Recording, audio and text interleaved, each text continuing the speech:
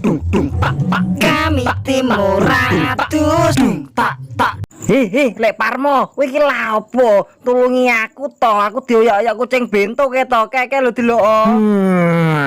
Iki lho delok aku diteleni nganggo mihun super ora iso ucul bolo. Oh, gampang kuwi. Aku bar ndelok tutorial cara mudah lepas dari mihun super bolo. Weh, masuk kuwi. Piye carane bolo? Lah mbah, soalnya pas aku ndelok lagi intro paket aku langsung teh bolo. Anak gatel ijane. Jebang bayi Maju. Lek Parmo.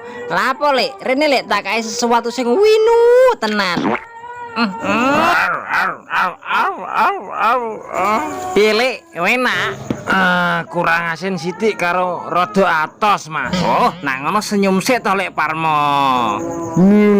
Walalalalah, senyumnya penuh ventilasi kuwi lek. Gudalmu ra bakal sumuk nak kuwi. Hup, rasa ngomong meneh lek. Soale wajahmu mengingatkanku pada WC umum lek. Matur suwun lek, dadah lek. Wow. Oke, nak ngono carane, kita hapus wae lah. Pindah nok kene ser. Ki minimal iso ngemah diase. Paling ora yo nyelentik ndoke lah. Emosi tenan aku. Ya, tolong lek Parmo. Maju. Maju terus kono ana bakul sume tabrak nyisan. Gedeng tenan aku. Ya, lek Parmo. Maju. Lek Parmo.